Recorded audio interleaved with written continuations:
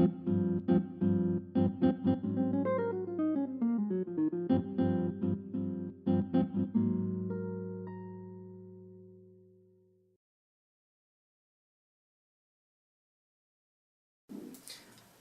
le projet de documentaire est né de deux expériences différentes qu'on a eues de la région andine.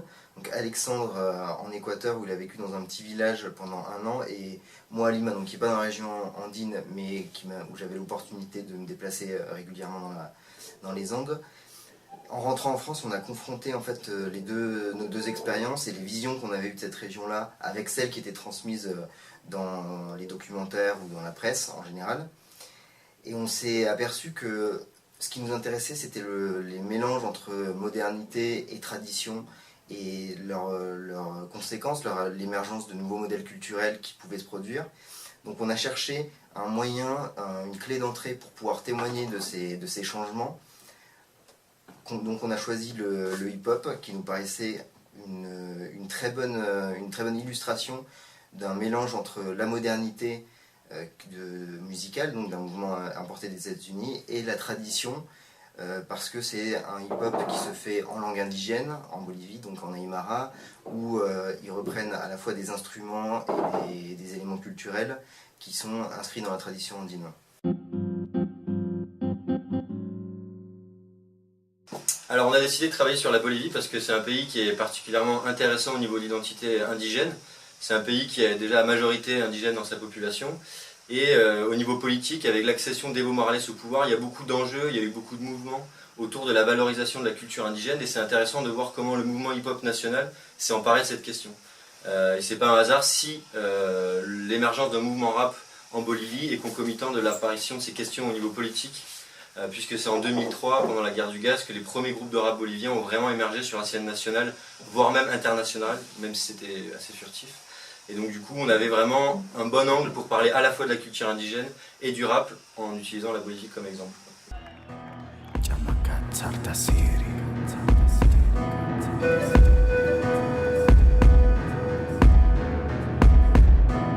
Aymara kuna kanci Aga jala manta hatari kukuna Nukan cikai bikau sa kunci Warang ka wata manta baca Caira kudag ni wanci Halpas ni yuk Runa kuna nisba Ni tatang baci kuna cikju Ayu runa kuna kas dan cipta Arsus ki Jesus ki ciwi Tamisus ki winya Liarsunya daki Winya kakanya daki Hani haniwa Hamda kasnya daki Humas nayas Hajadar sunya daki Hamda kasih ngampi Ampi Warang kanakawa Warang kanakawa Ay marmar kahawi lang pitu bakatari Uka suti nakakil kanya Terkaro kel kanyani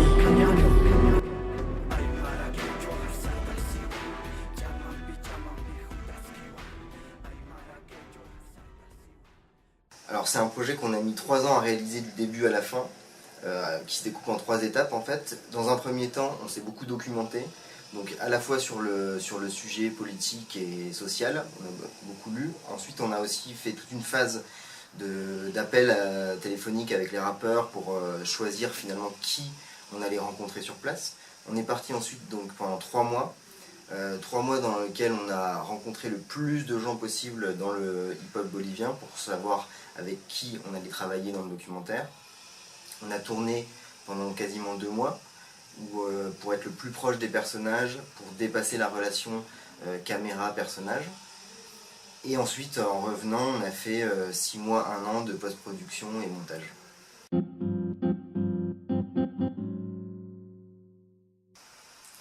Le hip-hop apporte plusieurs types d'éclairages différents sur la société bolivienne. Je pense que une des choses qui nous a le plus intéressé quand on a tourné le documentaire, qui n'était pas forcément ce à quoi on s'entendait au début, c'est la manière dont finalement le hip-hop reste une voix de la jeunesse, et une voix de la jeunesse sur sa propre société. C'est-à-dire que tous ceux qu'on a rencontrés, tous les rappeurs qu'on a rencontrés, sont de toute façon, moins de 30 ans, quasiment, et d'une certaine manière, ils témoignent des évolutions qui ont pu se produire en Bolivie suite à l'élection d'Evo Morales. C'est-à-dire qu'on est 10 ans après la guerre du gaz, 8 ans après l'élection d'Evo Morales, donc finalement les jeunes, notamment FM11, le groupe qui ont 20 ans, le frère et la sœur, c'est la résultante, ils ont vécu le cambio et aujourd'hui ils témoignent des conséquences chez la jeunesse du cambio bolivien.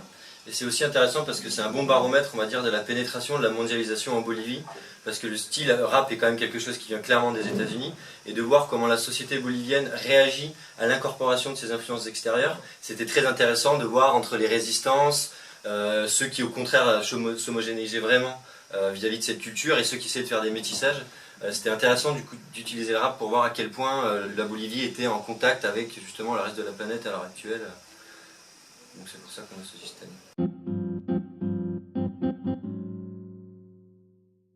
La Bolivie, on l'a découvert, on la connaissait déjà, mais une des choses que je pense qui est le plus intéressante, c'est un des rappeurs qui nous l'a dit, qui s'appelle Mariqueta Blindada, qui apparaît pas dans le documentaire, mais qui a une vision, parce que lui a travaillé à l'émergence du hip-hop. Il nous disait, la Bolivie, de toute façon, c'est un pays super kitsch.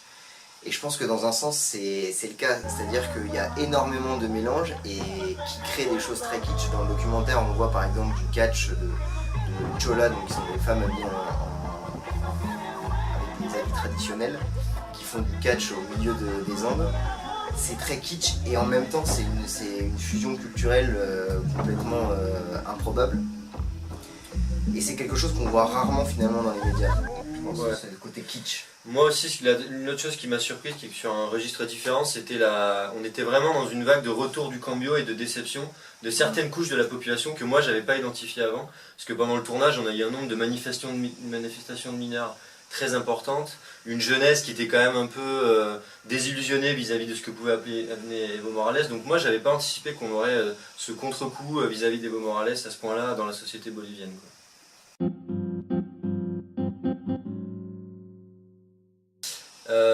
L'accueil il a été plutôt bon parce que là on a été sélectionné par exemple au festival de cinéma d'Alès qui est un festival d'envergure nationale et le thème disons du hip-hop et de la Bolivie qui surprend en lui-même attire en fait l'attention du public. Donc nous par exemple au festival d'Alès on avait une projection prévue et ils ont dû refuser du monde à l'entrée parce qu'il y avait vraiment beaucoup de gens qui étaient revenus. On a eu une deuxième projection et les gens, on va dire les personnes qui sont venues, les comptes rendus de projection étaient quand même très bons. Non, et à chaque fois, il y a des débats qui sont assez intéressants, qui se posent après la projection, où les gens sont en fait curieux de savoir ce qu'est devenu la Bolivie d'aujourd'hui. C'est un pays dont on a énormément parlé au moment de l'élection d'Evo Morales, et dont aujourd'hui, qui est sous les radars, personne n'en parle, et les gens sont très curieux de savoir quelle a été l'évolution de la révolution indiéniste menée par Morales.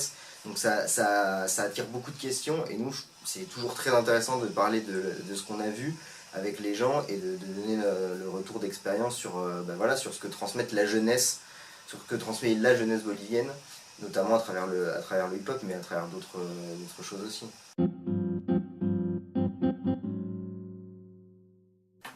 Oui, alors effectivement, nous on s'attendait en partant, on pensait vraiment trouver là-bas sur place un mouvement rap, c'est-à-dire vraiment qu'il y ait une unité et un lien qui unisse les différents groupes de rap au niveau de La Paz déjà et au niveau national.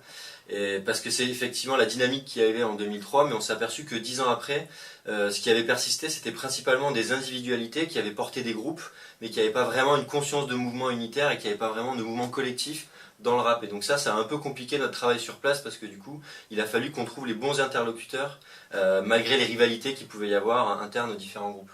Et ce qui est intéressant aussi, c'est que les groupes qu'on est allé voir à la base, qui sont les groupes qui ont émergé en 2003, donc très politiques, qui rappaient en Aymara, continuent à faire ce rap, mais c'est pas ce qui nous a paru finalement le plus intéressant alors qu'on venait pour eux, dans le sens où c'est une manière pour eux, avant tout, d'être connus à l'étranger. Parce que quand on fait du hip-hop en Bolivie, concrètement, on ne vend pas de CD. Donc la seule manière de vivre de ce hip-hop, c'est soit de vendre des CD à l'international, donc d'attirer la presse internationale, soit de travailler avec des ONG.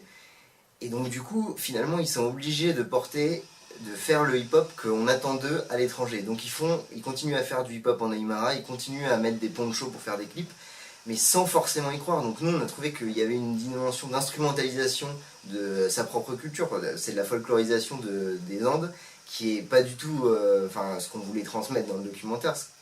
Et du coup, ce qui nous a peut-être plus intéressé, c'est les jeunes comme FM et Once, qui écoutent du rap français, du rap américain, mais qui, dans leur côté naturel, finalement transmettent beaucoup plus de choses, même si c'est pas politisé, mais ils transmettent beaucoup plus de choses politiques que les groupes comme Wayne Rap qui avaient un discours parfait pour des médias occidentaux finalement.